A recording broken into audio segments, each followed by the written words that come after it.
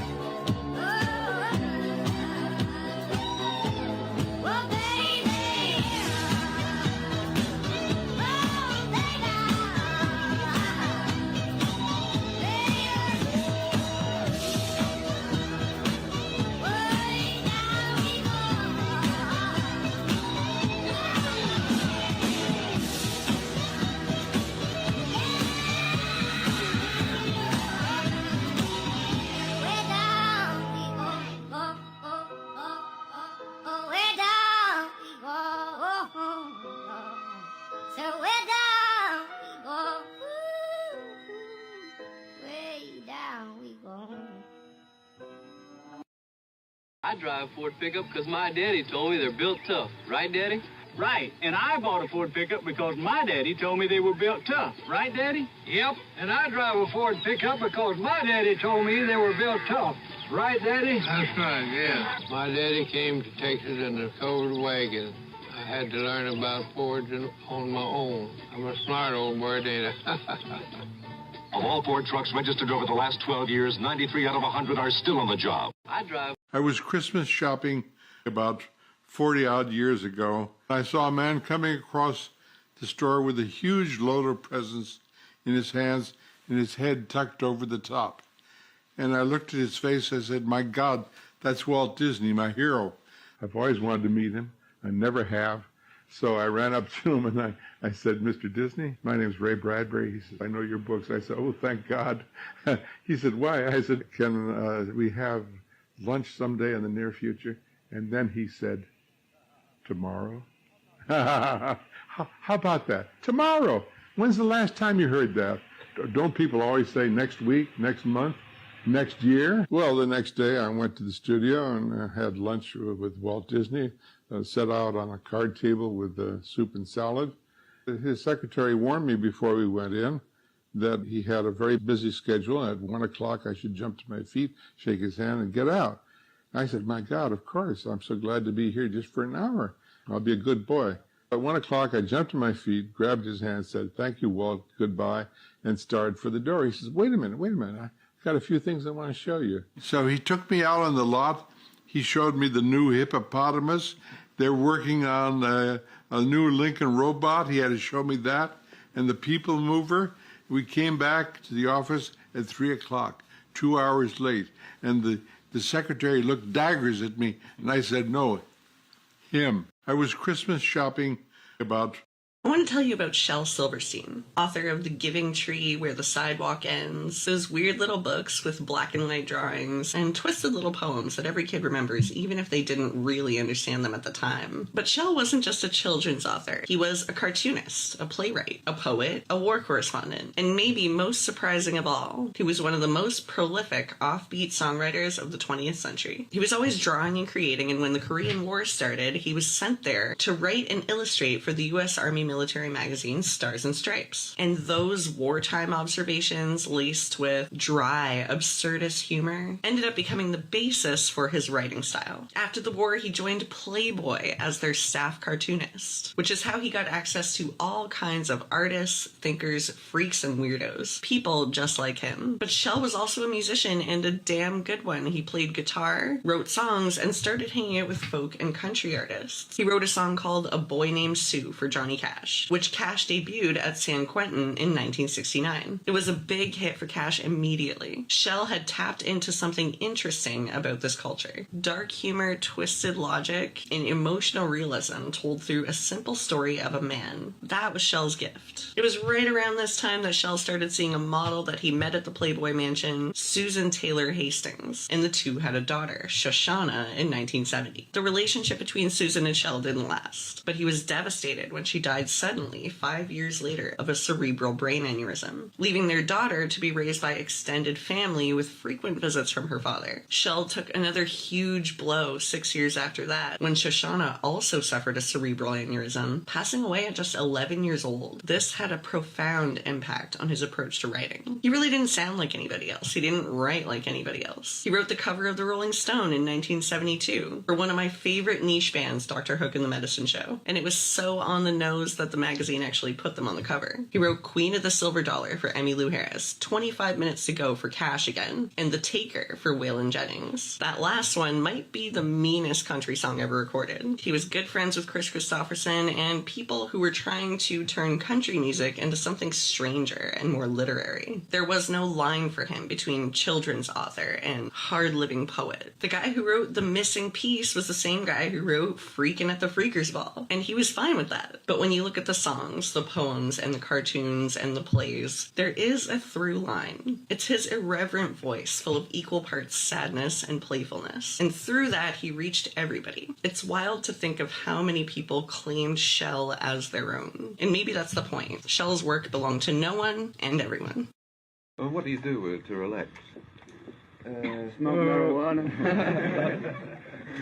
You were joking when you said that, of course. Yeah, right. This is one of the weirdest monuments in the world, but only if you know the story behind it. This huge bronze bowl thing in the financial district in New York is one of the most popular tourist attractions in the city. And if you didn't know any better, you would think, well, it's the financial district, the stock exchange is nearby, so they put like a bowl there to symbolize wealth or the strength of the market, whatever. But that is not true. This city did not ask for this. Nobody asked for it. This 7,000-pound bronze bowl just showed up one day. On the morning of December 15, 1989, it was suddenly just there. It had just been dropped on the sidewalk in front of the New York Stock Exchange, and they had to call to have it hauled away. An artist named Arturo Demodica had been working on the bowl since 1987 in secret. He spent more than $350,000 of his own money making this thing. He then scoped out the area and found that police patrolled it every 7 to 8 minutes. And so he and dozens of friends, along with a truck and a crane, organized basically a reverse heist. The city immediately came and hauled it away, but the people complained and said, no, bring it back. So they looked around and found a more appropriate spot a couple of blocks away. But there was no process at all. There were no committees that approved the design. One night, a guy and his friends just rolled up and dropped this 7,000-pound hunk of bronze in the sidewalk and said, here. This is one of the weirdest.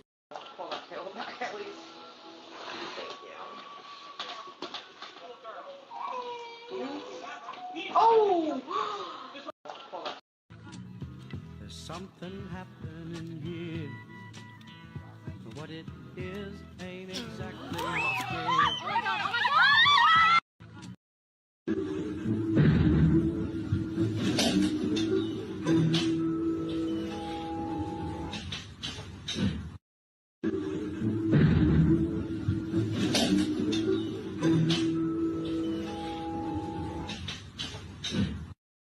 I love to dance, so I went every time. I never turned down a dance invitation. There were some very famous musicians that played in San Francisco. There was just no end to dances. You could go all the time, night after night. It was about 1924, 25, and when my friend, the lady friend that was with me, lit up a cigarette, everybody in the place looked at her. It just wasn't done to smoke out in public.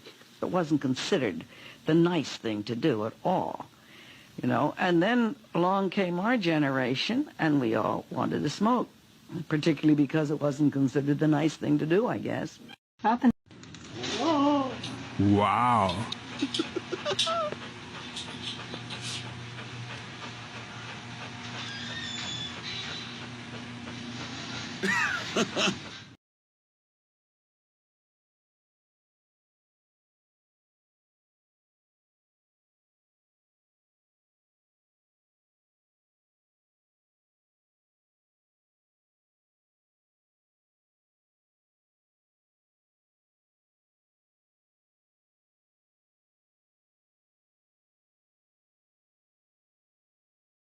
Sometimes you wanna go where everybody knows your name. I'm glad to see you got a sense of humor. So do I. Oh, my darling, not 3 times on the ceiling if you want me. I'm gonna get a cappuccino soon. I'm gonna strangle somebody.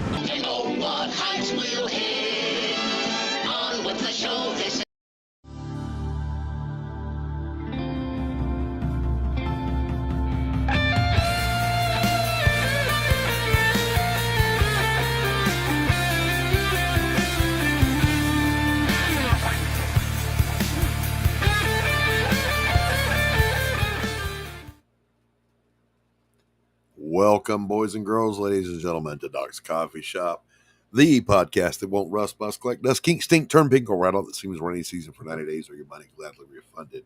That's right, you heard me. I'll refund every dime of your price of admission.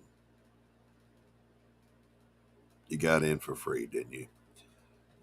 Hail, Stephen B. Welcome. And if you're watching now or later, yeah, the Mort Todd thing kind of caught all of us on the short hop because he was just on the show not long ago. And this dude was he was so alive, man. You know, that's such a cliche thing to say, but he was so full of life. He was looking forward to all this work he had going, and I couldn't wait to interview him again. And he's gone, man. So makes it sad. Abo Grizz in the house, what's up? Good to see you. So I don't want to spoil that surprise yet, Christy. We're gonna wait on that. What's weird, you guys that are watching StreamYard, I would be out here by myself. But my producer and I can actually talk. I can hear her backstage. The that over there to your in the little windows. Yes, yes. I'm all shushing you like the audience can hear you. Yes, that. Yes. Yeah, I know. Now I feel like a dumbass. I'm having a conversation with nobody, ladies and gentlemen. I've lost my mind live on the air. So yeah, without further ado, you know him, you love him. Welcome back, Tanner Hurley. Dude, listen, you confuse the shit out of me. I'm here, Tanner's here, like, I didn't know what you wanted. Hey, everybody. Hey. No, God! No, God, please, no! No! No! No! That's for me, Tanner. No, Okay. God. Kill it. Gotta put you in the appropriate position. Hello, Lee from Enfield Road, Layout in the Loft. Good to see you, buddy. Oh, man. Here. Hey, chat, how's everyone doing? So we're always glad to have Tanner with us, and you've been missed, brother. How you doing today? I am fighting the good fight, but I got a leg up. Today I'm doing good today.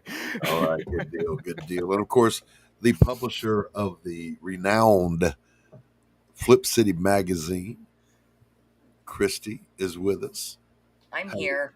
Hello, Christy darling. How are you? Hello, Doc. I'm so happy to be here, as I am every single Wednesday morning, because it is morning here in the Yeah, we time have. zone. This is the yes. We have the best time slot. Think about it. It's after breakfast on the West Coast. In the middle part of America, they're having lunch. It's lunch break. we are just slightly after lunch. And then our friends over in the UK and in the Netherlands are at tea time. So it's the most perfect time of the day to do a show. And there's not a ton of other competing streams. True. Kidneys, son. Nothing but kidneys, I tell you. So if you saw the You guys, thumbnail. I'll be right back. Okay, don't you I'll be right here. Don't you threaten me. If you saw the thumbnail, the Disney has gotten the memo, or I should say they got part of the memo, just like Cracker Barrel got part of the memo. So here's the thing. Listen, for every action, there's an equal and opposite reaction. That is not just true in physics. It is true in culture, in social interaction. It is true in politics. It's a biblical principle. You reap what you sow. What comes around goes around. However you want to phrase it. Are there streams that can compete? No, there is no stream that can compete with Doc's Coffee Shop. So this was the thing. There was that weird period of time starting in about 2008. Now, it's always been on the fringes. If you'll remember George Carlin back in the 70s and 80s talking about political correctness. Oh, God, yeah. Doing whole routines about it. It wasn't just comedy. It was a warning. Yeah, it was a warning. Think about the book 1984, which was supposed to be a warning, not a user's manual. Not a blueprint. Right. But somewhere along around 2008, mainstream entertainment got an idea in their head, and they said, there must be this huge untapped audience out there of purple-haired lesbians and transgendered individuals that desperately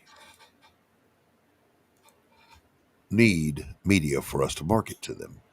And so began this weirdness. Now, in Disney's case, Disney acquired Marvel after, and let's get our history right here, after Marvel had already kicked down the door with Iron Man, and they just began printing their own money, basically. Yeah. I mean, they just backed up the trucks and started dumping the money into the vaults. Billions of dollars. And then a strange thing happened. The South Park cartoon nailed it. Yeah, Obama happened to know he put a chicken in, make it gay. Make it lame. Yeah, make it lame. Same thing. No, it was all three of those. Yes. And here's kind of the analogy. Let's pretend you and I watching at home that we develop the best cookie in the history of cookies. And we start selling those cookies and they take over the world. People are no longer eating meals. They're just eating our cookies. And we are making billions of dollars. And then somebody on the board of directors goes, it'd be good. We should totally change it into something entirely different. Now, in the common sense, we go, no, I actually like making money, Fred. So you need to just sit down and shut up. That's a bad idea. But no, Marvel went, hey, that's a great idea. We'll change the cookie recipe and put cat turds in it. It's just an untapped cat turd market out there. How are you thinking? So they took, listen, Marvel, the MCU, and Star Wars had built-in audiences that were going to shovel you money. Mm-hmm. All you had to do for decades. All you had to do was one thing. Don't piss off the audience. That's all you had to do. But no, that was too much to ask of these imbeciles. And so it's almost as if they said, what's the thing we can do that will be worst for us? And of course, the purple haired stood up and said, "Well, I've got a great idea. We should." Got a great idea. The horse is female. What? And they did it. They did. Listen, listen. The Force is not female. I was there in 1977 when the Force made its cameo, its debut. Listen, not cameo, debut. The Force was not female. It was a bearded old man in the desert. That's what it was. It was this evil guy in a black suit of armor that choked people by going. That was the Force. Not screaming lesbians in the desert or wherever the hell they were in that show, The Acolyte. But it was this DEI push that we must represent every demographic. And that's simply not true. You don't have to represent every demographic. And when you do, you piss off your core audience. You think about Marvel. Infinity War was their apex. Everything had built up to that point. They were making truckloads of money. They couldn't get it wrong. Endgame did pretty close to just as good, but then they had that moment in the grand finale fight when all the female heroes, including just a bald chick with a spear, she's not alone. Like, they're going to help her get through Thanos' army because you can throw a spear. Yeah, right. I already had a hard time, by the way, with Hawkeye and Black Widow being in the Avengers, but I accepted it because traditionally they were Avengers. But I mean, if you think about it, you got Thor, you got Iron Man, you got the Hulk, and then you got a girl with pew pew pew guns and a guy with a bow and arrow.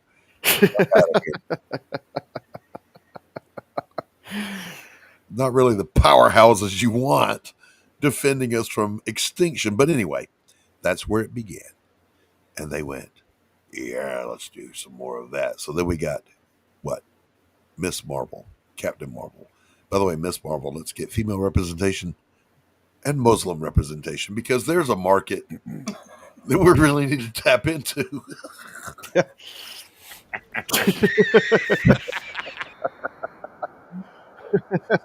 almost knocked my microphone over.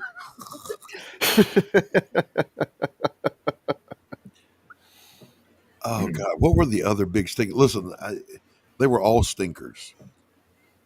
Instead of listing all the hits that Marvel could have had since Endgame, it's easier to list the exceptions that weren't stinkers. The ones that weren't stinkers, easy. There's only two. Werewolf by Night was pretty good, and the Daredevil show that they brought back was pretty good. Didn't that get canceled? No. Oh. What had happened was this here. See, originally when they brought it back, the DEI writers got a hold of it and they started turning it into LA Law. But just, the guy was a superhero at night. They were going to do it's going to be romantic and a legal drama. Sounds terrible. But Marvel got the memo. And they were like, Daredevil's a bridge too far. You don't fuck with that. So they fired that crew. They threw away that script. And they hired the Netflix crew to come in and do Daredevil. Okay, that makes sense. The people that knocked it out of the ballpark over at Netflix. Oh yeah, I was watching all of those shows. I thought they were great. Well, yeah, not all. Iron Fist, was a mess, but but I admired the spirit of it all. The Punisher was like, it had potential. It had potential. Yeah. But you know what? That was a failure of a legitimate try, not a failure of we're going to spit in your face fan base. So then I just lost my train of thought. Look, there it goes. Sorry, that's my bad. No, that's my bad. How does that moron do it? So anyway, they finally put out this article where they're wondering, golly gee whiz, we need to win back this audience. Now, they specifically say Gen Z, but what they're not realizing is all the way back to Gen X, which includes millennials and, whatever that between the millennials and Gen Z is. We're all men and we all have money. And by the way, Gen X has more money than the others. So you need to appeal to us too. But they're trying to figure out how to win back that audience. What can we? And so what they're doing is they're appealing and looking for new IPs to bring in. Now that's good news for me because I'm a writer and I've got an IP for you, Disney, if you're listening. All right. I tell you all about Jake Bishop. But the part they're missing is they've already got the goose that laid the golden egg. They have 2 of them. Yeah, 2 of them. And all they got to do is go, we're really sorry for that DEI bullshit we did. We fired those people and now you're going to get the real shit again. Not, by the way, they're still wondering like, well, I mean, we kind of did that with Fantastic Four. No, you put Pedro Pascal in it. That's putting the cat litter in the cookie. All right, Pedro Pascal is a shitbag and nobody loves him.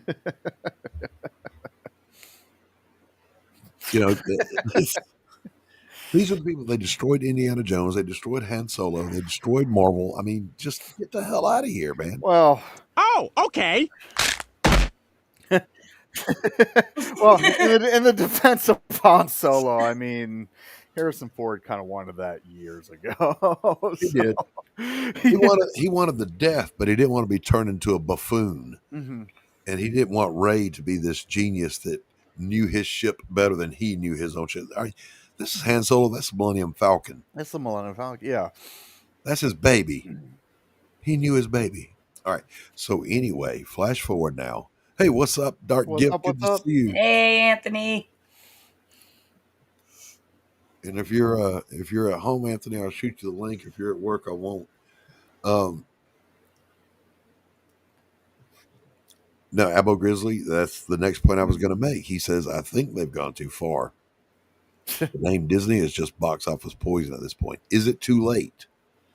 So keeping that in mind, let's come alongside that. All right, pal, I will shoot you the link. Or Christy, could you do that? Could you shoot Anthony the link? Absolutely. Coming alongside that, here comes Cracker Barrel. Again, a comfort food place, wholesome, country, rural oriented, just supposed to be a warm throwback to the front porch of yore, right? And they're going to rebrand and they're going to, so now they're going to serve alcohol and they're putting heart healthy shit on the menu. Nobody wants that at Cracker Barrel. We want deep fried possum ass.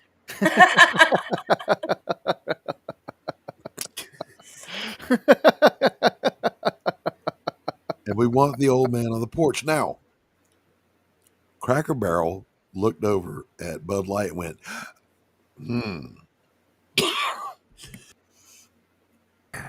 maybe that losing $100 million overnight should get our attention.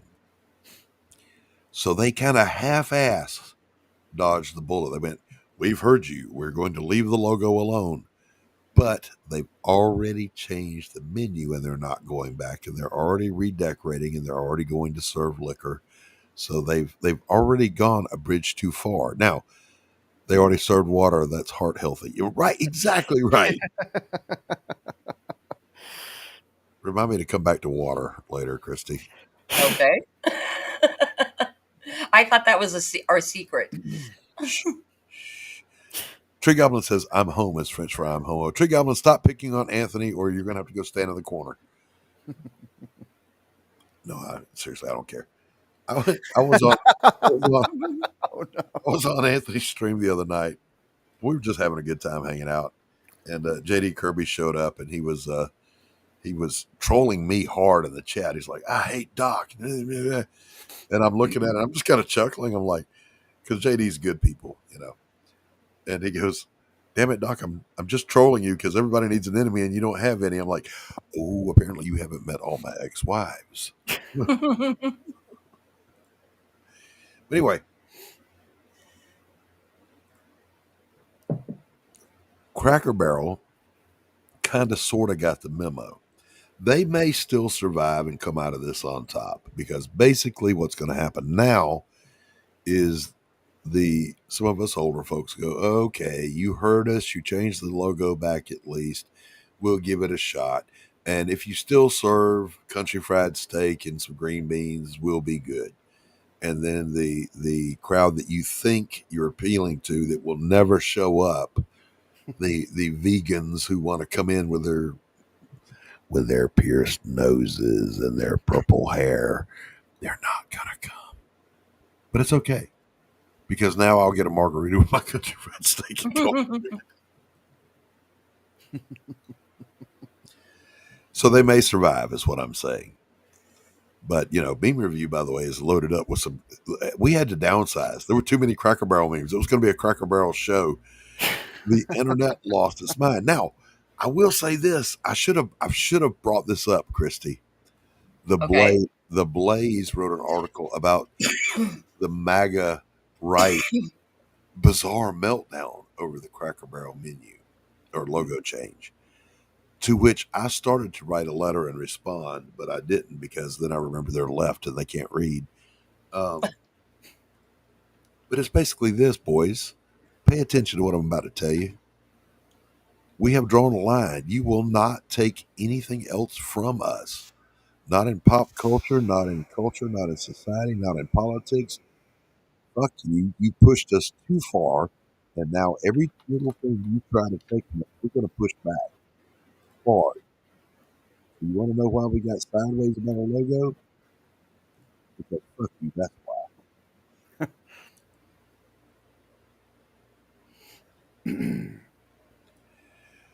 Abo Grizz just gave them $1 billion idea right there. That is $1 billion idea. There it is. Let's highlight that, Christy. Oh, got to get back to the comments here.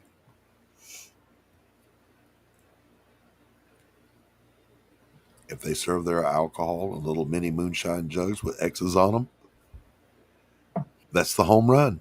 They will make a killing. Abo, copyright that quick.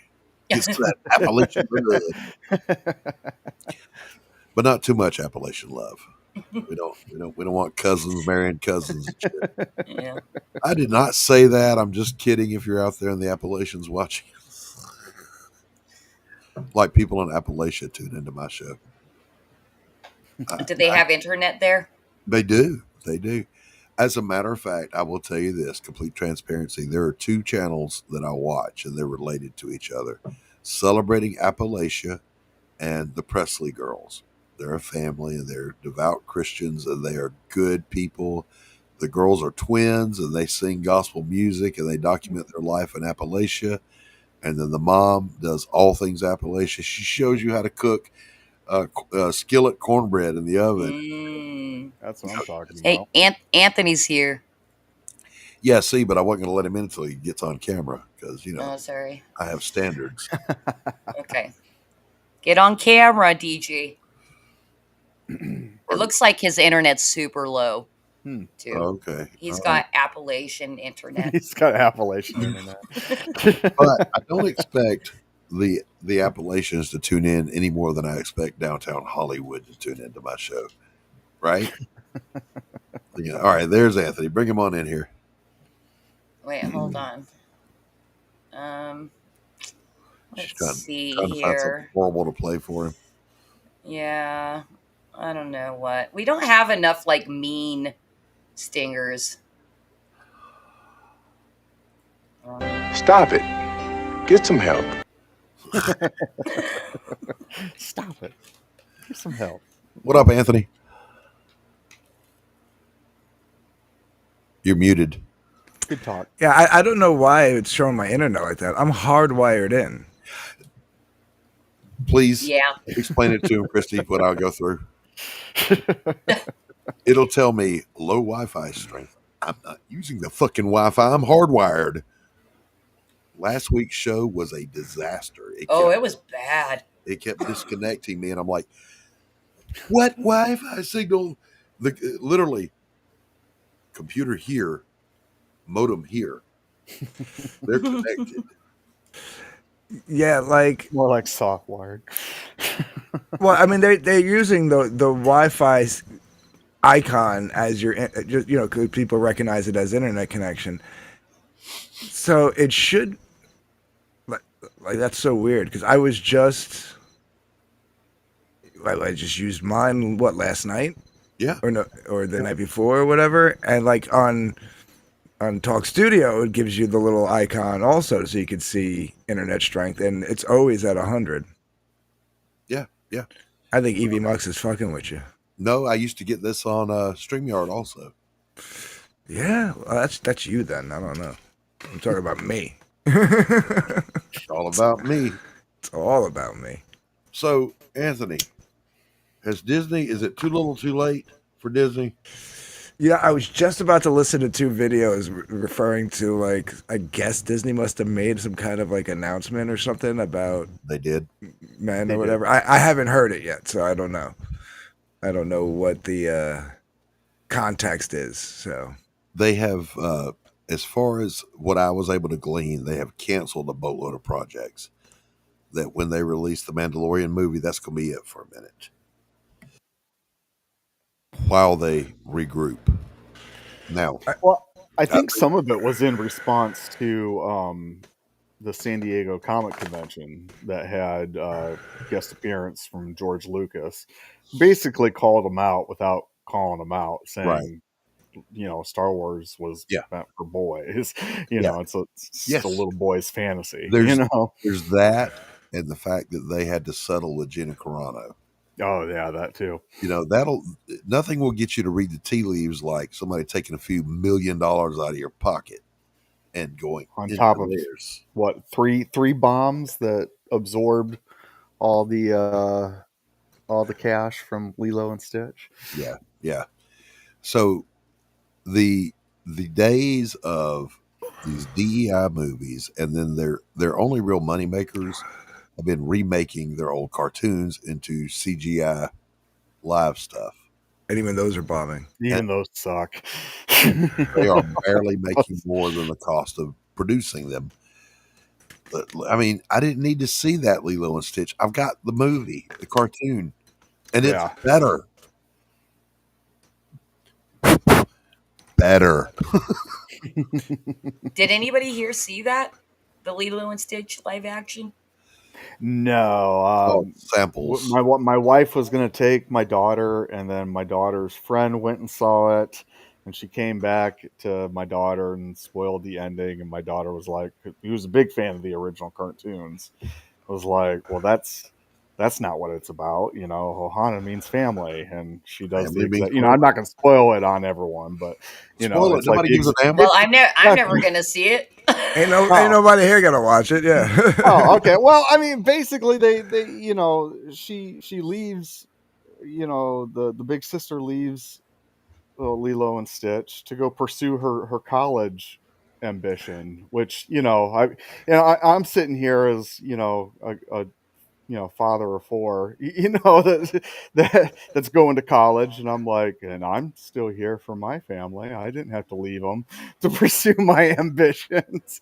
I was like, in today's day and age, you could do online school. Like, she never had to leave. What'd she do with Lilo? Like, just drop him off with the aliens? Like family or something. She dumped them on like relatives or. It wasn't enough that with the original cartoon they already had female protagonist and hero. That they had an illegal alien as a hero. No, in the remake they had to make the caregiver a deadbeat who abandons the child and is yet somehow still the hero. I mean, woke Disney has been a fucking nightmare. And I have not, by the way, go back and search all of my shows. I have not hammered on how stupid Disney has been. When they release an unedited Song of the South on Blu-ray, we'll know they got the memo. Bam! Oh man, I saw a meme yesterday. I think I came across it, and they were comparing, Luke Skywalker from Return of the Jedi and the new movie by Rian Johnson or whatever, and he's like, oh, he gave Jabba the Hutt like umpteen chances to change. Yep. It was like reads the future of his known flesh and blood nephew and decides he's got to kill him on the spot. I was like, yeah, well, yeah. It shows a big difference in characterization there. Now, by the way, George Lucas does not get a pass. By the way, welcome, Charles. Good to see you, buddy. George Lucas doesn't get a Hi, pass Charles. because the prequels were a big old dog turd. The only reason they're accepted now is one is nostalgia, which I can't believe I'm saying that about the prequels, and two, anything looks good compared to the sequels. I repeat, anything looks good compared to those. So that stellar acting, I hate sand. It's coarse and it's everything. You're so pretty. What the hell? It was horrible, horrible, horrible. So here's the thing. All right, Disney, reboot. Pay attention. I'm about to tell you how to get your money back. You say everything that happened in the prequels and the sequels was a hallucination that Darth Vader was having as he was dying on the Death Star at the end of Return of the Jedi. Gotcha, bitch. You might be onto something. I'm not done. And then what you do is you go to an alternate universe, you find the Infinity Stones, and you snap away everything that happened after Endgame, except Werewolf by Night. Boom, problem solved. Now, what you do is hear me out on this. It's going to sound weird. You get masculine men to play male roles, and you hire writers who can write.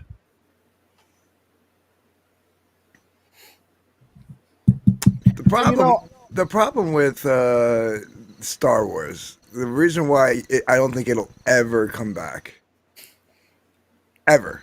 I'm all ears. Is because they dropped the ball with the original three, and now you can't do it. Carrie Fisher's gone. Mm-hmm.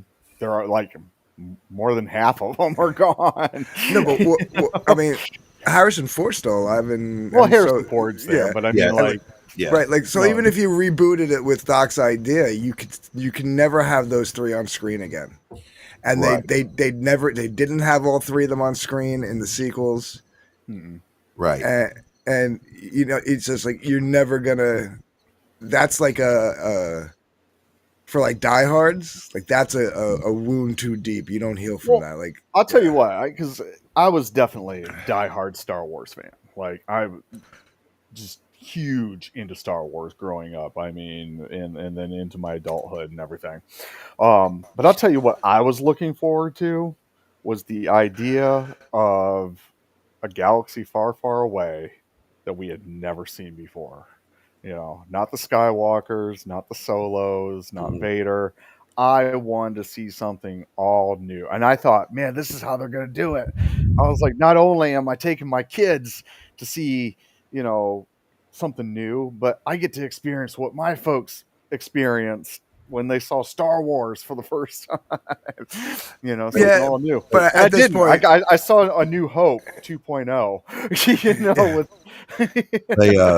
They had so much good source material, and it still exists. Knights of the Old Republic, even the Splinter of the Mind's Eye. Alan Dean Foster's book that eventually became The Empire Strikes Back. There's material there that they could do. There's like you said, there's a whole galaxy there to explore.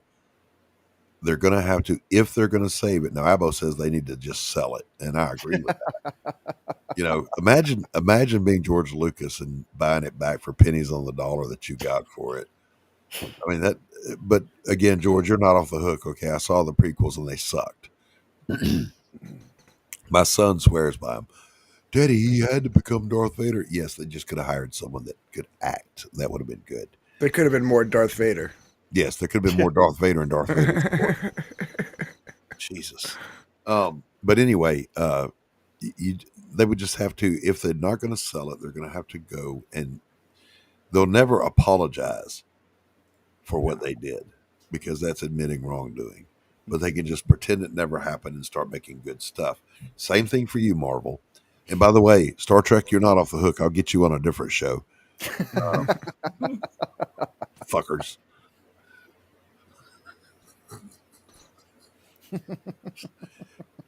But Mark Hamill's beyond redeeming. You know, he's outed himself as the psychopathic lib lab, so he's lost all cred with his fans. Harrison Ford's too old at this point. Yeah, he is. There's Loved him in Blade Runner though. Well, there was this great rumor going around that I kind of hope is true, that they were going to get Chris Pratt and they were going to start Indy as young Indiana Jones, or I should say contemporary with the first 3 movies, and just pretend the other 2 never happened. I agree with that. I agree with that. Write something good. In the meantime, to shift. When I lost my Trek, I lost my hope for humanity. Abo, man, I feel that down to my soul.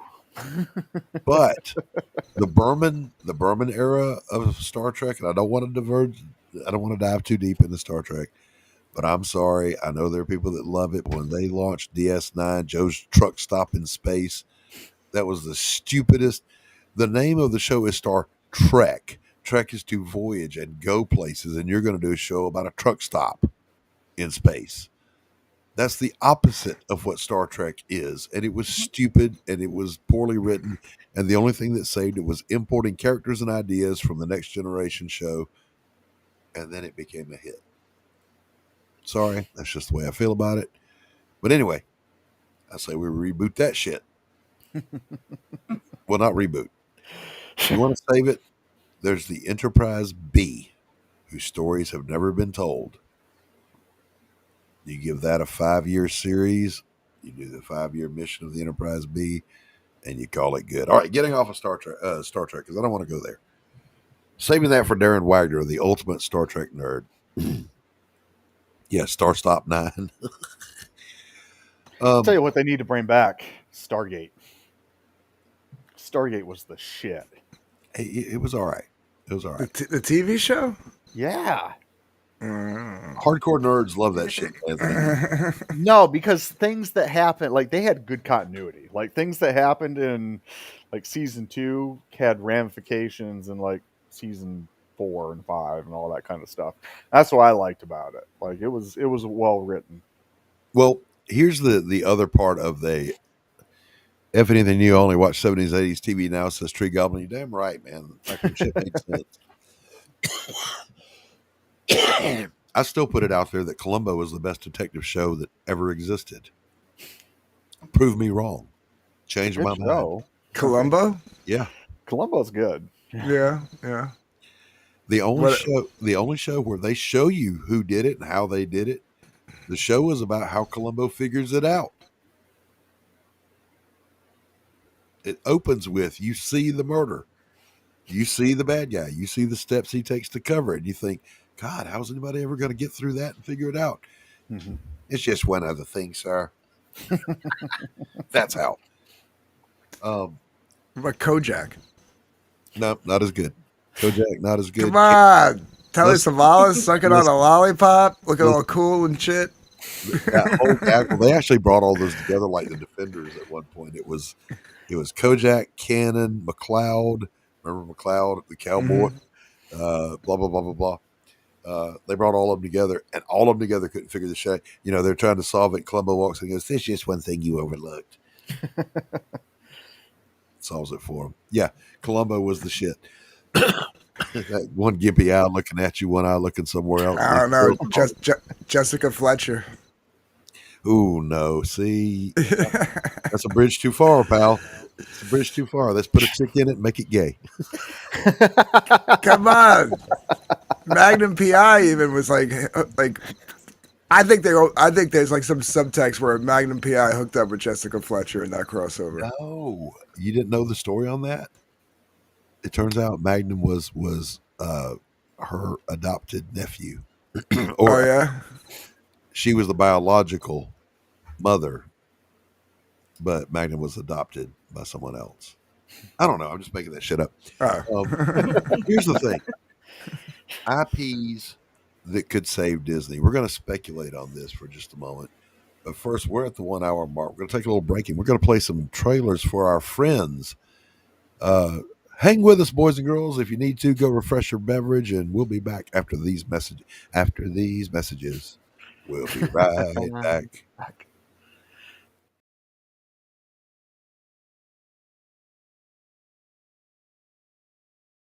It's time for a tasty and refreshing snack.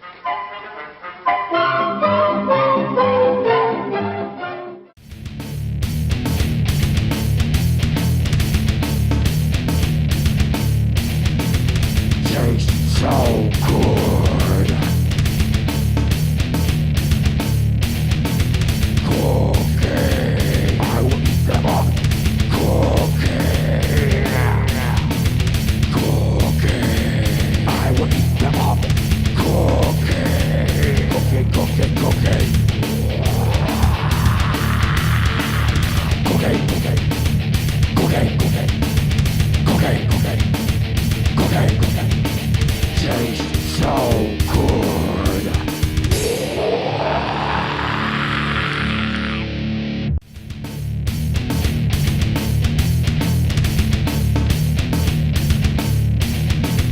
Tastes so good. Cookie. I will eat them up. Cookie. Cookie. I will eat them up. Cookie. Cookie, cookie, cookie. Cookie, cookie. Cookie, cookie. Cookie, cookie. Cookie, cookie. Tastes so good.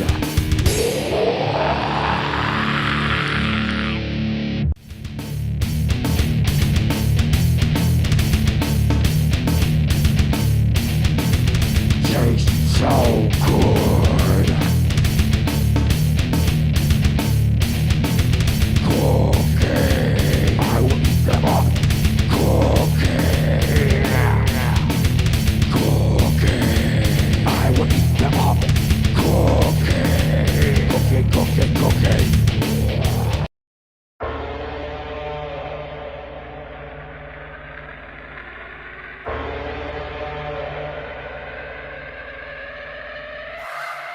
On thermometers, 2,000 surrounding us. Travel 2,000 kilometers to hang out with us. What's up, danger?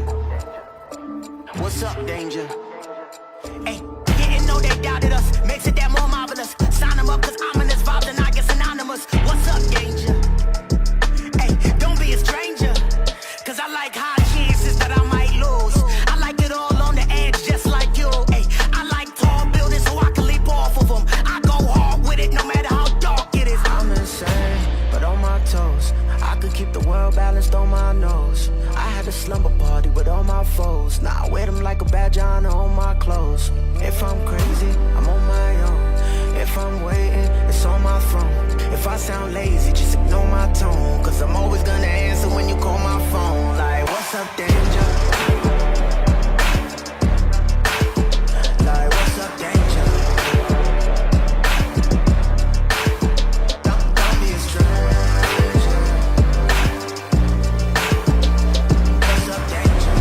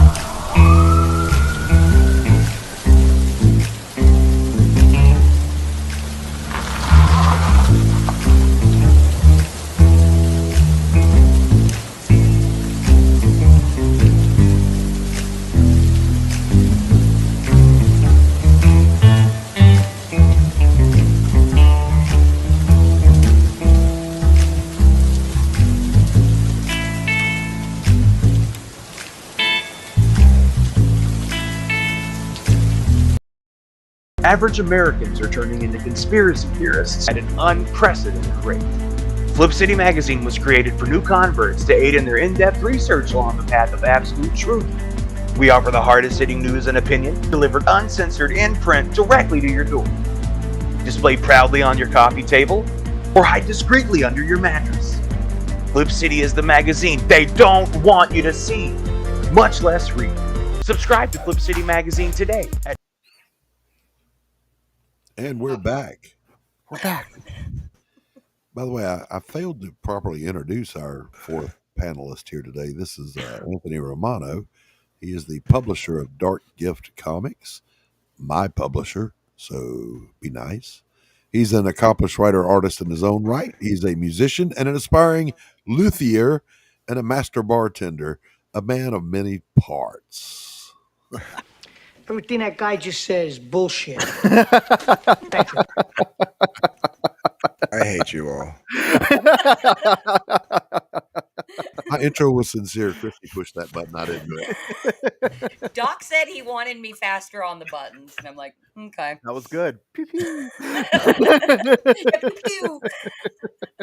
Are you mocking me with that outfit, Mr. Gambini? Taking Flip City off my list for the next rapid fire promotion video. So, Anthony, yes, sir. I wasn't able to see that one. Did you do a mod on a semi hollow body on a semi acoustic? Yeah, it's an old jazz guitar so like my aunt's cousin had 3 guitars way back in the day, and he said, keep one and sell 2. So I kept that one. Okay. And I sold, the other one was an Ibanez acoustic. It was black. Everybody thought I was going to keep that one because it was black. But I was like, nah, man, that's fucking Ibanez. I can get for like $200, like, brand new. You know what I mean? Yeah. But that model anyway. I was like, that Dean's a $700 guitar. I'm taking that. Don't you have an ES335 though? What, the 12 string? No, the Gibson ES335. No, it's a wannabe. Yeah, it's a wannabe. Yeah, I got you. Hey, Pops, welcome to the show. Good to see you. Hey. Yeah, that one I bought like cheap on Amazon, just to see. It was like $150. You know what I mean? Yeah. But yeah, so the one thing is I couldn't sell the guitar because it was such a old guitar, and like it was like a Japanese, one that you could probably pick up in Sears and Warbucks back in the day. You know what I mean? There's a height, but I knew, I was like, it's got to be worth about $300 or $400, but no one ever bit, and I've been sitting on it for like 20 years. This guitar, right? And now I can find them. Like I couldn't find them online for the life of it because they don't have model numbers. That was back in the day when they had stickers, right? And everybody tore the stickers off, Yeah. So I shit, all the booze and tobacco made them peel off, right? So finally, I'm like finding them, and of course, they're all around this, $300-$400 mark, just like I thought. And but like it didn't have the saddle bridge, and it was missing the spring for the Bigsby style tremolo. Yep. So I was like, all right, let's get some strings and the bridge and the spring, and we'll fix that up, and then we'll see if it works. Yeah. And then if it doesn't, then that's a whole other project. So we used to call those tremolos, by the way. What? They had 2 names. One was the "Don't Touch It," and the other one was the "Instant Detuner." Yeah. Those things are horrible with keep staying in tune. Yeah. And now you're out. So it's a floating, it's a floating saddle bridge. So I, bought that, adjusted it, put that on, put the spring on. So all that works, and all that's hunky dory keen. But yeah, it's not putting out any audio, which I kind of assumed because I'm not coping. I even say it in the beginning of the fucking video. What you call it? Now, Tree Goblin said he was laughing about the spring bit. Did you have a hard time getting the spring on? No. No? Okay, well. Okay, so when I first ordered the spring, I ordered a 7/8 inch because it's Japanese. Most of those models came with a 7/8 inch. And I was right to order it, but they sent me a 1-inch, and the 1 inches are always like 1.2. You know what I mean? So it was a little too big at first. So I had to send it back. So like, there's an edit in the video where like you see me putting the spring in, and then it edits out, and like 'cause I had to return it and wait for them to send me the new one. Yeah, I got you. yeah. Yeah, I'm the one that does the Spinal Tap modifications. The shit these go to 11. However, I just don't want to give Rob Reiner any kind of space on my show right now because I hate him.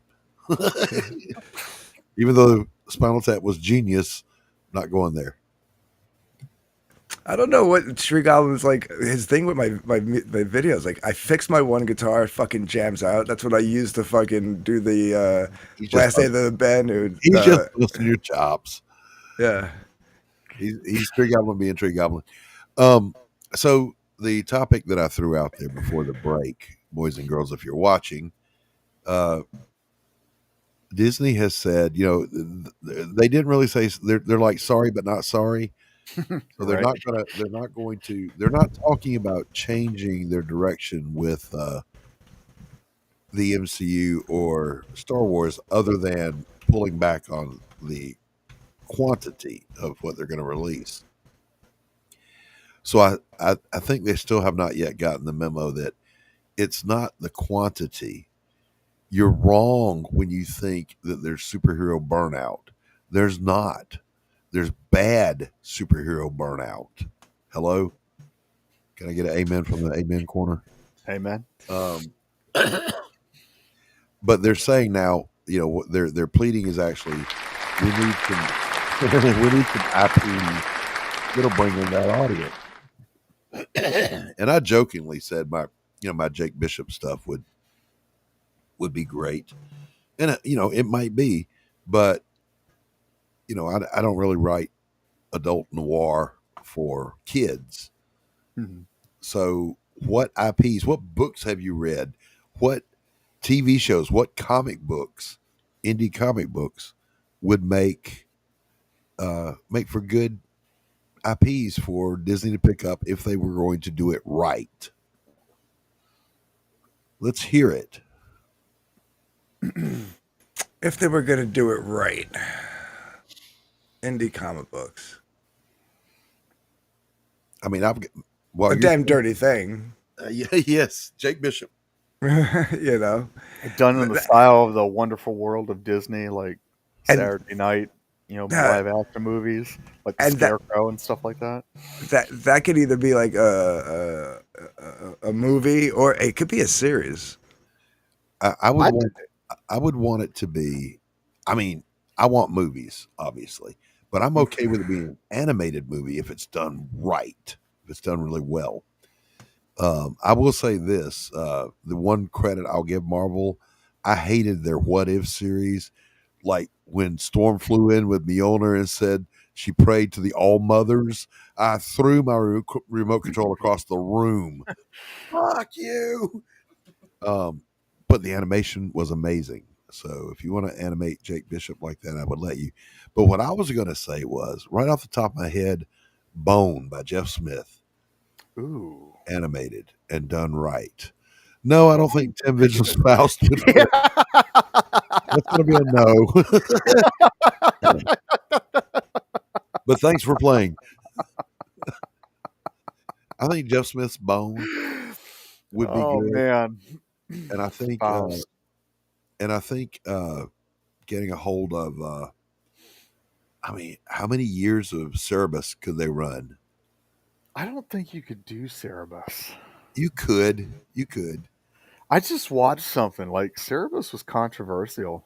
Yes, it was. But you could kind of tweak all that. But anyway, that's kind of what I'm thinking. What IPs are out there now?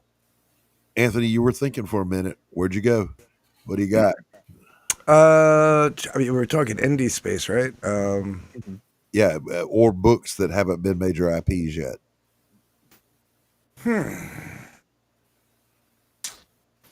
Can I throw one out there that people may remember? Yeah. The technology now exists, and the only reason this hasn't been done before is because the technology did not exist. The Dragon Riders of Pern Mm. and McCaffrey series. Vaguely is like Thousands of pages pinging of some material. bells here. Yeah. It's very family friendly. The dragons are the heroes of the story, and the dragon riders are the heroes of the story. And it's a good long form thing. I mean, there's at least 6 movies that can be made out of that series. Yeah, a good So, fantasy series would be good. yeah, Disney, pay attention. I paid money for that. The other one that I would suggest Disney, if you're paying attention, and you should be because I'm smarter than all of you put together, the Stephen Brush Dragera series. Who's that? Vlad Taltos is a human assassin living in a world of immortal 7-foot tall people that call themselves humans, but they're not. The humans are the humans, but they get called Easterners because they come from the East. And they're divided into 17 great houses, and Vlad belongs to the only one that will let Easterners in, and that's the Jureg. Who are the Jureg? They're the mafia. a medieval mafia, a sword and sorcery mafia. They run the whorehouses, the gambling casinos, the pawn shops, the cleaners. And Vlad, by the way, to supplement his income, is an assassin. Huh. Great series. Great series. Are you taking notes, Disney? Eisner. Somebody get Eisner on the phone. I'm gonna get Eisner back. Yeah. Right. I'm throwing gold here, boys. I'm throwing gold. Dragon Riders of Pern, the Dragera series. What else we got? I mean, the kind of the TV series stuff that doesn't require a lot of deep thinking would be the Dragonlance stuff. Don't you think? Anybody? Hello? You know, I don't know. Dragonlance, yeah. I only read 3 of those books. They were pretty good. Yeah, I probably read like a couple, but I mean, nothing rings a bell. Like, Yeah, they are to fantasy what Harlequin romances are to literature. Okay. They're just pulp. That's all they are. no, don't get me wrong. I think it would be really neat to revisit the pulp era heroes. You know, go back, do Doc Savage and Dick Tracy. Shadow and Dick Tracy and Dick Tracy is having a very successful comic book run right now, a relaunch. Yeah, doing really well. Get those writers, get them a contract, and get a cartoon going. Hello? But I guess the question is, because they're really wanting to aim toward minimum age 18-year-olds holding their first job. They're in college. They got a little bit of money. So would that attract that crowd, you think? That's a good question. Because my 2 oldest are 20 and 18. Mm-hmm. Man, they couldn't be more polar opposites though in interest and personality. But you know, I don't know. I don't know. Because like my oldest was into like magic and stuff like that, and you know, even he was just telling me the other day that, you know, with all the new expansions, and he's been playing with people, and they have to retell him the rules, and you know, what used to be a simple game, you know, is complex. And you know, and I said, oh yeah, that's why I never understood as an artist and you know, like writer, you know, I guess you can call it creator, whatever you want to call me, you know, of comics, you know, and sit down with friends and like, yeah, let's do some tabletopping. And I'm like, well, what are we doing? We're creating characters. 2 hours later, I'm like, are we done yet? Can we play this thing? Like, I could have written a book and drawn it already. You know, I was like, this sucks. You know?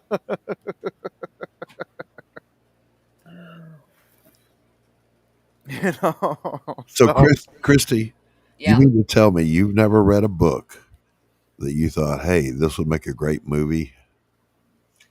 You're assuming I read. Oh, okay. I'm sorry. My bad. Print is dead. He only reads Flip City magazine. In the words of Egon.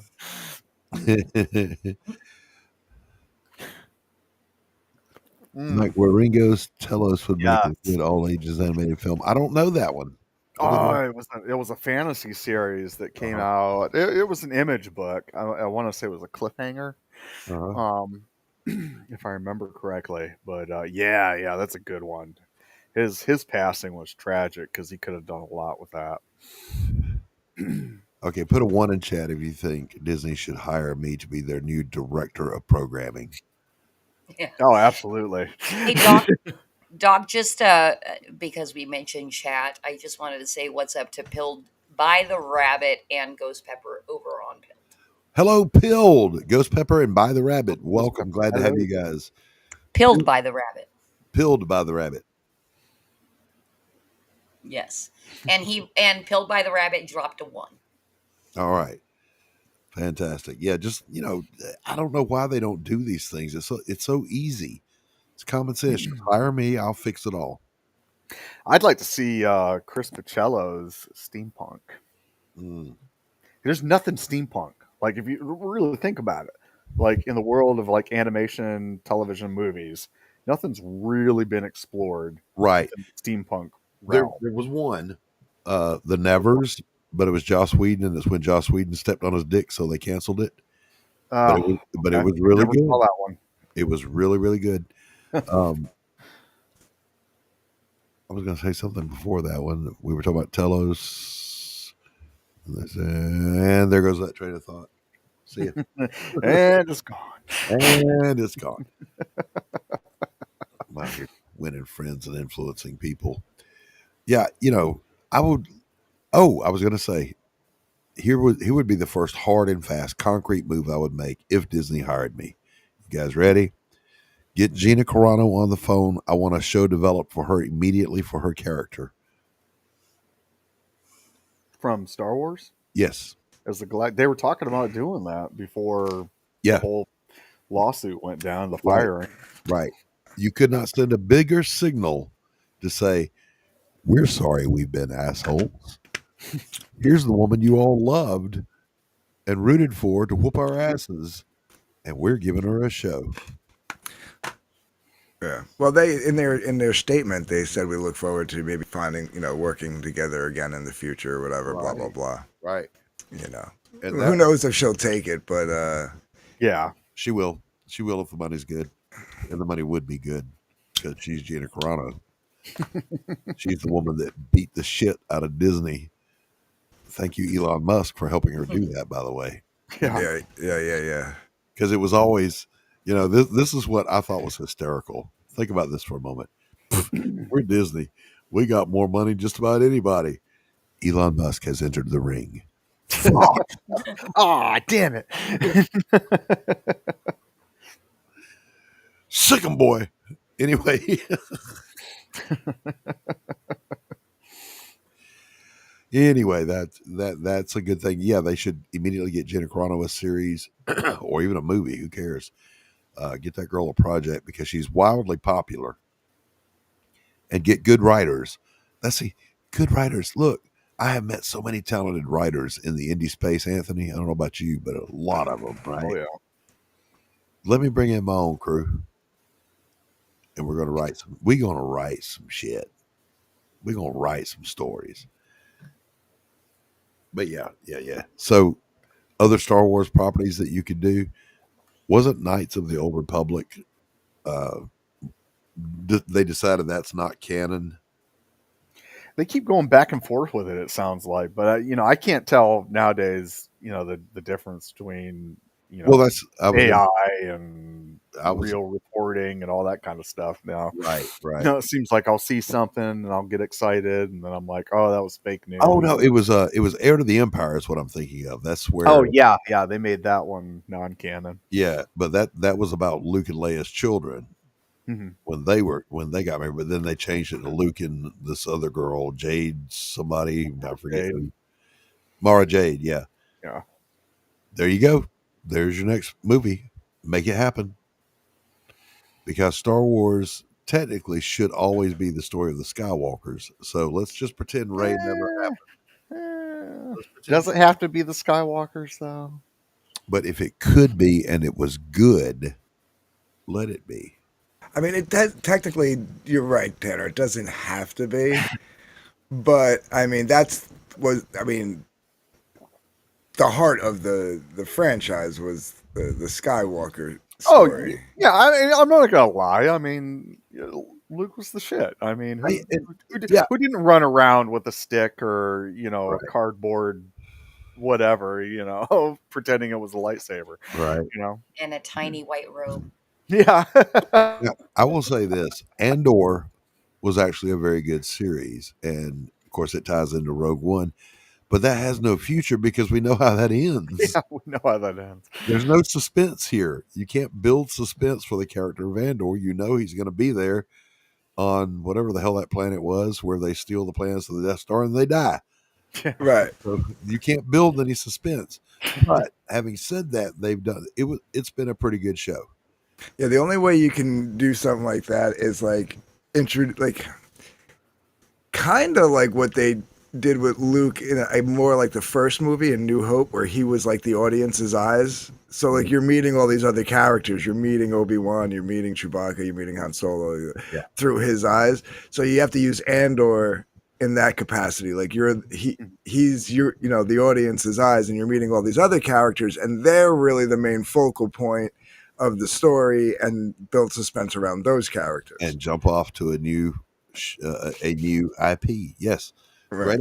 Great idea. Andor season 3 is where he meets all these really cool people. They're going to have their own show because they're not going to die on Scarif. That was the name of that planet, Scarif. Sheriff. Help. I think it was Scarif. I think it was Scarif. Yeah. The reason, by the way, my train of thought keeps leaving without me, and I'm getting words wrong when I am a wordsmith, is I'm out of Dr. Pepper and I'm drinking this shit that fish swim in. Christy told me it was healthy. You mean the stuff from the toilet? Think about this. This is the stuff that sits in the toilet.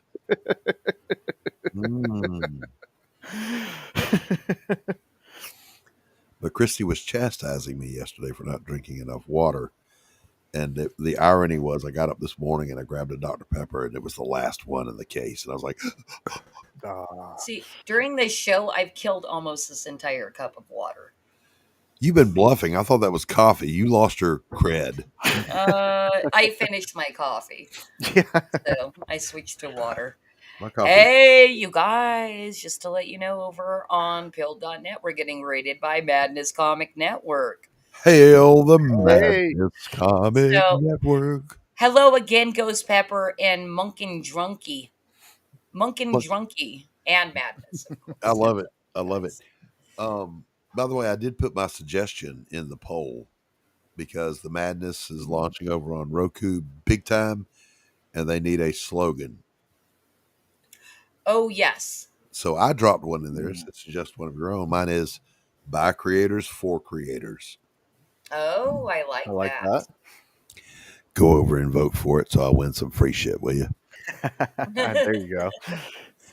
Yeah. So that's in the Madness Entertainment group over on Facebook. You can go vote for your favorite tagline for Madness Entertainment group and or add your own and vote for yourself. Yeah, I mean, if you come up with something good, do it. We were kicking around. Pops had reached out. We need a good tagline, a good motto. I'm like, shit, you got a whole community full of creators. Make it a poll and let them suggest their own. Get those creative juices flowing. Take advantage of free talent when you can. Yes, absolutely. Hey, do you think, Doc, it might be time for meme review? We've been talking about Disney and Star Wars forever, and I'm so we should totally do meme review right now. All right. Here we go. Oh, wait. Good call, It producer. didn't do it. It didn't do it. Hold on. Oh, I'm lagging apparently. Oops. Here we go. Being retarded means leading a full life. Retarded people go to work or school just like their neighbors and come back to a real home. A supervised home, right in the neighborhood, where they belong. Being retarded never stopped anyone from being a good neighbor. Oops. There we go. All right. Hey. We are now in meme review. We are. Let's do some memes, boys and girls. So originally, you see, Cracker Barrel was cheating off Bud Light's test paper, but then he was like, "Oh, I'm going to change part of the answer, so at least get half credit." So get a pass there. An evil man will burn down his own nation to the ground to rule over the ashes. Sun Tzu. And of course, who's in the picture? Your boy Gavin Newsom. Dear marketing team, this is from me, by the way, to YouTube. Pay attention. Dear marketing team, the more your ads interrupt my video, the more I hate your products. Period. Anybody else? Anybody else? Anybody? Yeah. Like, to that. Throw one in the beginning and one at the end. Yeah. I have a policy. When I click on a YouTube video that I want to watch, particularly if it's one I subscribe to, I want a 5-second skippable. I don't allow anything else to play. I will back out and come back in until I get that 5-second. Let's say the video is only 2 minutes and 45 seconds I want to watch. If you try to play anything longer than 5 seconds, I will refresh that page for an hour to watch my 2 minute and 45 second video without your interruption, because fuck you, that's why. Hey, good stuff. What's up? Now this one, Hey, good stuff. This one hit me harder than I thought it would. What idiot named them jet skis instead of motorcycles? What fucktard missed that call? I mean, right? You're looking at it, Anthony, and you're having the same moment I had. It just makes sense. What's up? What's up, good stuff? It just makes good sense. Yeah. Kind of does. I know. We'll call them ski doodles. We'll call them jet skis. No, they're motorcycles. Fuck, Fred, you are now officially the vice president in charge of marketing. Next. And here we have the typical woman's response to I wonder if I can do better. It's fucking Superman. Oh my God. I'm breaking up with him. He's just not enough for me. Could you imagine the next dumb fuck she gets with if she leaves Superman? I mean, it's, honey, I own my own mobile home. Woohoo. Get out of here. That look you give when you realize not only are Epstein's clients not in jail, they're busy devising a social credit system for you.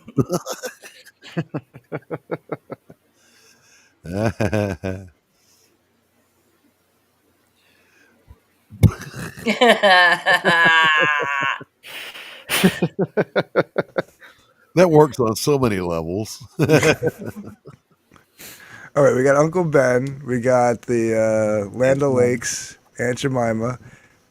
Who's the other one? I think that's also Uncle Ben. That's Uncle Ben. Two Uncle Bens? Yeah, I don't know why there's two Uncle Bens there, but they are. I'm going to look that up. Do that. If there's something different, let me know. Uncle Ben image. And here we go. Make artists starve again. Don't clank on me. Listen, I'm embarrassed to say this. My son wrote 2 little children's books for Halloween, and he's marketing them, and they have AI art. My own son. Abo says one of them's the cream of wheat The guy. cream of wheat guy, yeah. All right, yeah. Okay. Where's Mrs. Butterworth? She wasn't even black and she got yanked. Right?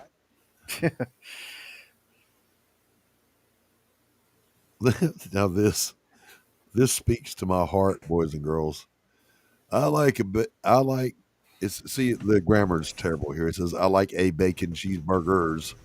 I like bacon cheeseburgers because it's nice to know that at least 2 separate animals died to satisfy my hunger. So I double offset your vegan burger.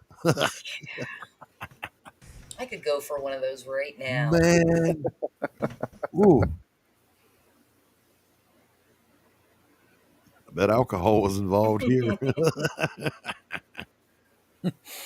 Fred, are you sure the powers are?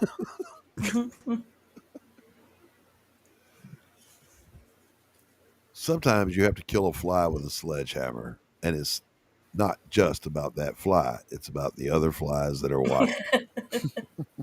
And I can't help but feel somehow this applies to Cracker Barrel looking over at Bud Light from that first meme.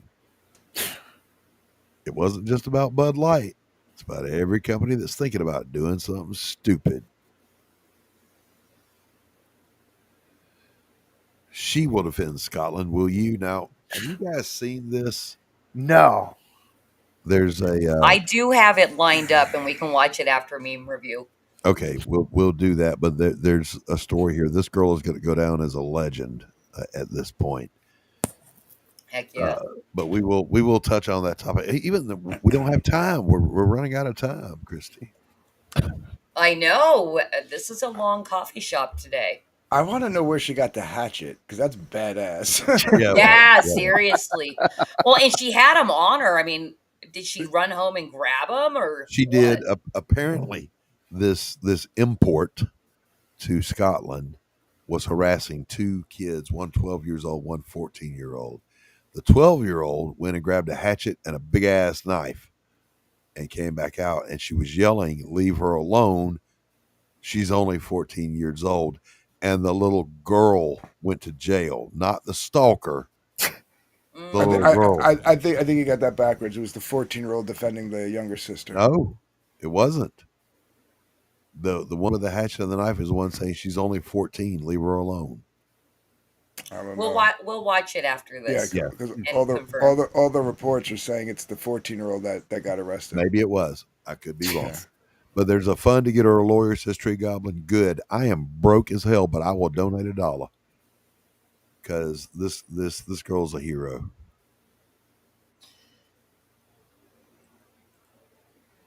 The Cracker Barrel. We had so many Cracker Barrel memes, we had to pare them out. It was going to be meme review was going to be all Cracker Barrel today. You heard they caved, right? Yeah. We talked about it.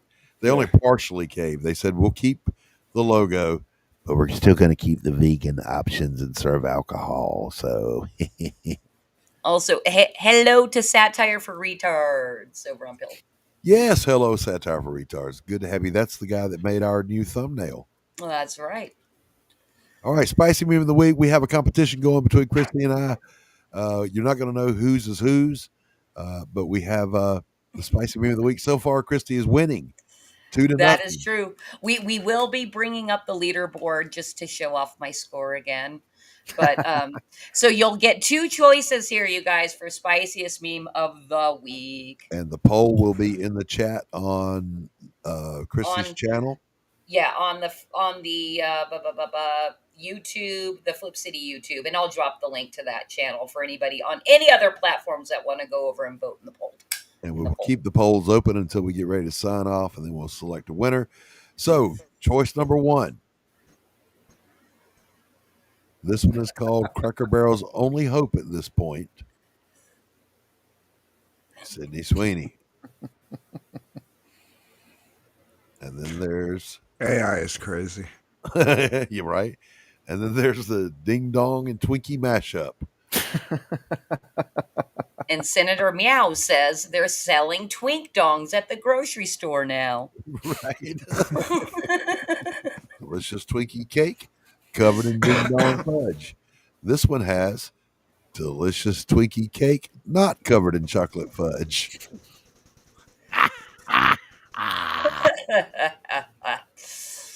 All right, guys. So vote for your favorite. We've got the poll is live now over on the Flip City Magazine YouTube channel. I'm going to drop that link What are you into naming Pilled. what are you naming the choices? What did I say? It was Sweeney Cracker or Cracker Sweeney Cracker, and Twink Dong. And Twinkie Dongs. Listen. I've had enough of these Twinkie dongs. I'm just saying. They've invaded enough of our spaces. All right, so we'll keep the poll up one more time. We got Sweeney Cracker. Is that what you said, Sweeney Cracker? Sweeney Cracker and And Twink Twinkie Dong. dongs. Yes, Head on. and why? Because we were just talking about it. Why don't we go over to my screen share on X so we can watch the video of the Scottish girl? Yeah, let's bring this down. Yeah. Yep. It's just one moment. I just got to get this set up. And it's been, Keir Starmer over in England is pretty much neutered his police force. Instead of defending their citizens, they're running around arresting their citizens for offensive memes. All right, can you got sound with this? I do, but I need to add Anthony to the scene, so give me a sec for Okay. that. I mean, this girl ain't playing either. She's like, yeah, I brought them.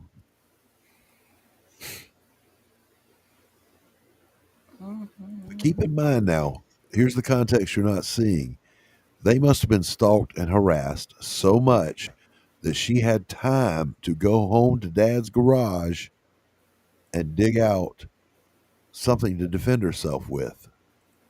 And they're not allowed to have guns. Does she have a knife? You don't dare! Yes, she have a knife. You don't! Hey, I'm fucking perfect! You're fucking bad and Why you fucking with us? These are fucking kid bashers! Show the knife. Show the knife. Get Show the the knife. fuck away from her! Show the knife. Show the knife. Don't touch her! That's Touch it. me, That's do it. whatever Show you the want to knife. me. Get my little sister! Show the knife. That's it. Don't fucking touch my little sister! She ain't fucking 12! She's 12. You're not fucking touching me! She I is wonder- fucking 12 and you just battered me, mate! You ain't like fucking touching me! Yeah, show the knife. Maratha. Fucking mud. Don't to me! Don't touch her! No, you don't dare! Yeah, All she right. have a knife. And because the young lady, in defense of possibly her own life, brandished a edged weapon in Scotland, of all places, the home of the Claymore, she went to jail.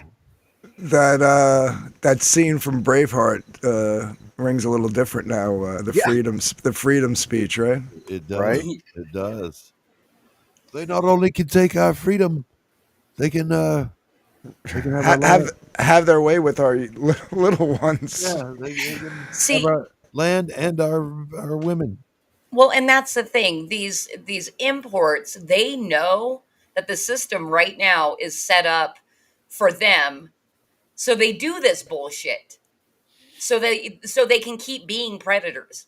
Yeah. Yeah. They film it to make it look like they're some kind of fucking victim against pubescent teenagers. Yes. Like, it's Prepubescent. atrocious. Like, I feel like girls at that age don't have enough to fucking deal with. Right. And now they have to protect themselves That's- from fucking predators and stalkers. Yeah, I'm telling you, if that's my daughter, I'm doing more than going to jail for brandishing a weapon. Yeah. Coming to find you, And it seems Ahmed. like there was more than one dude there too, because the one girl, she's off camera screaming. Yeah. It looks like at another guy who's behind the camera. Yeah, and again, the little girl felt so threatened, she took the time to go home to Dad's garage and find a machete and a hatchet, because she wasn't gonna play. You're not getting this, girl. But in the meantime, London and Keir Starmer and all of England really has been big controversy over there. They were hiding the grape gang activity and the SA stuff that was been going on from their Diversity is Our Strength crowd, and it's out now. And there's still it's weird because unlike here where MAGA caught traction because enough is enough, they still haven't had their enough is enough moment, and I'm wondering what it's going to take. Yeah. What's it going to take? Let them eat cake. I don't know. I don't know what it's going to take, bro. I gotta. I'm just saying. I got to jump off. I got to take a phone call. All right, buddy. Have a Hey, good see one, you later, guys. Anthony. Good to see you, Anthony. Take it easy. Later, bud. How do I get out of here? Top Just right exit where your out. name is. Where your name is. There's a drop down. It just says log out. Yep, that's it. All right. Well, I'll just close the tab then. Okay. Bye. Later. Top people are working to get the full story on Braveheart Girl. Well, good. I hope some top people really are doing that. Yeah, seriously. Jeez. And that's her name now, Braveheart Girl. Thank you for Braveheart that, Girl. Goblin. Yep. As a matter of fact, I may make her the thumbnail for next week's show. I want to interview her. Seriously, I know, right? I do. I want to interview her. I can do that interview. There's in every. I mean, we joke about it. We half joke about it, and we talk seriously about it. Here in the U.S., they pushed and they pushed and they pushed, and the line too far began during that comatose dementia guy's reign when they were going after our kids in the elementary schools, first, second, third grade, with their evil ideologies. And that was a bridge too far. Parents everywhere stood up, and thank God for Ron DeSantis in Florida, who said, no, the fuck you're not. And he stood up to them. And then Texas came on board, and Georgia and several other states. And that kind of got the discussion going, even as far as California, where people were pushing back against it. And then Trump went, well, I mean, if you're going to hand it to me on a silver platter, I'll take it. Well, I'm going to say it, and hear me out. But like, diversity is not a strength. Unity is a strength. And I'm not saying that, I'm against minorities or any ridiculousness like that. I'm just saying, whether you're yellow, purple, black, white, whatever, we're all American, and we should have American values. Yeah. And if you don't want to live by those American standards and values, then go back to your country. But really, these American values, they're based on Christian values. Yes, they are. They are. They are, but I mean, like seriously though, I mean, you can go outside of even the Christian norm. I mean, the golden rule is still the do unto others. I mean, it's not right, just... but how many cultures across the world actually value that golden rule? Yeah, I'm gonna echo something that's been said quite a good little bit here over the past few years. No, diversity is not our strength. It is diversity is compliant. Tree Goblin hit it. Diversity is compliance. It's bending the knee and telling the mainstream, no, you shape to us. No, boo-boo, that's not how that works. You come here, you become part of our culture. If you want to go home and speak your native language around your house and wear your sombrero or your toga robes or whatever the fuck it is you do, that's great, baby. But when you come out in the public sphere, you speak English and you assimilate to the culture. Mm-hmm. We went through this last week where Joy Reid went on there and said white people contribute nothing to society and they stole everything. So I listed all the things that white men Tanner's invented. eyes twitching. Yeah. I listed all the things that had to be invented for her to be on that podcast doing that. And all of them were invented by white people. Yeah. Well, I mean, Levi? Just thinking about, like white culture and, imperialism and stuff. I'm not talking about, like endorsing, the hostile takeover of like half the known world. But I mean, there is a culture behind it. I mean, yes, you're going to tell us we don't have culture. Shakespeare, Milton, the Impressionist movement and art, the Renaissance, Michelangelo, Leonardo da Vinci. I'm sorry, what? Well, I was talking about military customs and courtesies to my son who is in the Army. Right. And I was like, yeah, well, like change of command ceremonies, they come from Roman change of command ceremonies. He's like, oh, I didn't realize that. I said, well, it used to be in the ceremony since time immemorial, in Roman days. And, this dates back to this, and this. You used to say that at the beginning of ceremonies. I was like, what, they don't do that anymore? They don't give you a history lesson? And in the Navy, it was since the days of wooden sail. Captains of vessels have always blah, blah, blah, blah, blah, blah, blah. Yeah, right? Before I get off on a tangent, I know Christy's like, oh no, they're talking about military stuff. Her eyes Oh, no, dude, my eyes have been glassed over the entire stream. It doesn't matter. Gotcha, bitch.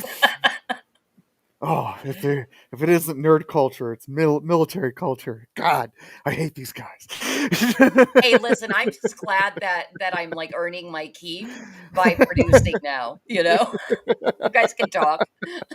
Christy, you are a valued member of the team. Oh, absolutely. And God bless you, because you are actually in the culture war deeper than we are. You are proactive with Flip City Magazine. Everything that guy just says is bullshit. Thank you.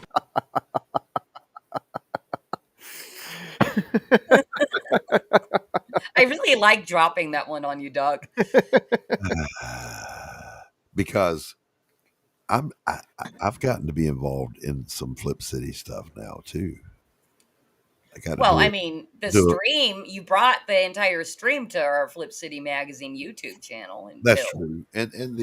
And doing some of the voiceover work has been fun. That's right. I can't wait until we get, just so everybody knows a little bit of the backstory. We are turning our Ancient Avians Meet Jerks of Joke Island parody into an animated thing. We're hoping to have it done by the end of the year. Nice. Doc helped with that. I had two parts in that. One was unexpected, but I'm not going to spoil the surprise. But then the commercial I got to do the stinger for, that was cool. Flip City Magazine, boys and girls. Christy has the links in the description on our YouTube channel. Flip City Magazine is what's been missing from society. I feel like we started going down the toilet when Mad Magazine folded up. Yeah, absolutely. Flip City has stepped up and said, here, hold my beer. We got this. And now they are savagely roasting the roastable. Yes. That's the thing. SJWs are combustible. Yeah, stop taking yourself so seriously. If there were any time for an irreverent satire magazine to exist, it is right now. And the torch was dropped. We picked it up, and we're killing the comedy, the commies with comedy. And Doc, just because you brought it up, we do have a free subscription contest going on right now. I just dropped the link in the YouTube chat. I will get that over and pilled in a moment. And what you're signing up for is to win a 1-year subscription and be notified when our parodies special edition launches, which should be in like 10 days. Nice. Absolutely. Hit that link, enter the contest. It doesn't cost you anything, and you might win something really cool. Yeah. Matter of fact, am I allowed to enter? Of course you are. And it is a completely random drawing that we'll be doing live on our launch with a wheel spinner. And so you can tune in live and see if you won, and then I'll cut the short as well, after we get the winner. I can just see it now, Tanner. If I won, there'd be an edit. Yeah. See the wheel go and start to stop on Doc, edit, and it lands on somebody else. The last wheel spin that we did, it was right next to Pop's. He almost got it. Oh, no. So close. Oh, but okay. I'm sorry. I have to tell this little anecdote because it's hilarious. The person that did win it is a Flip City Magazine subscriber, but I went and looked at his account, and I every once in a while will like practically give a subscription away to like win back subscribers that have left. This guy cancels a subscription every year and waits for the coupon. So he's gotten subscriptions at 30% off, 50% off, and now he got a free subscription. Nice. Yeah. Perseverance. Yes. In Hey, begging. listen, we're just happy that people care that much where they're like looking for the deal, you I know? mean, it's basically that's the perseverance of a crackhead on the street. I'm not going to give up. I'm going to beg even harder today. All right. Well, it could be like the Epstein tape. It always skips the second talk. How about I got to have Mo and Joe. I got to have Mo and Joe on this show again soon. Will you guys hit me up on the back end with your availability and let me know? Because I had a great time interviewing you guys, and Yeah, it was a long time ago. It was, and listen, they're great people and they're amazing creators. I want you on the show as soon as it's convenient for you. In the meantime, boys and girls, let me wrap this up with a thought for the day. Don't give an inch. Their day is over. We're taking it back. The culture, the government, the consciousness, and the soul of our nation, the last great hope for the world is us. So let's stand firm.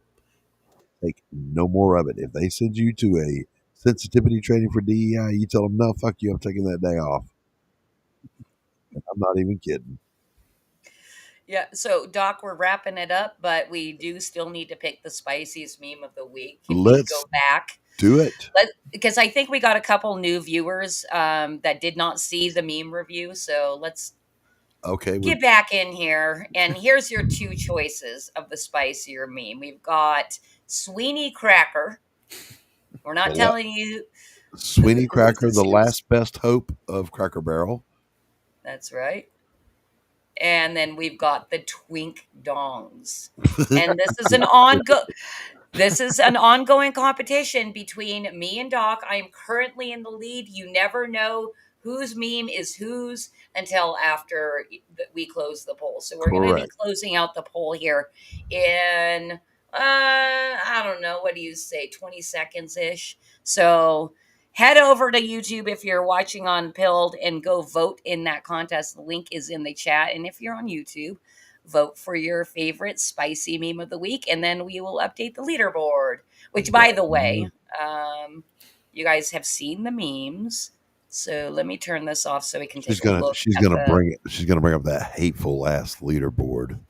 Well, it's not hate. You're gonna like it because I think you're in the lead, but I'm not sure. Let me take those down. So there's our leaderboard. See, there's the hateful part right there. I'm getting ready to update it. All right, guys. So I'm going to close the poll right now and find out who the winner is. Oh, by the way, I found out because I make the poll, I can't vote in it. So, dude, you guys, we only got 2 votes. Oh well, let me get over there and vote.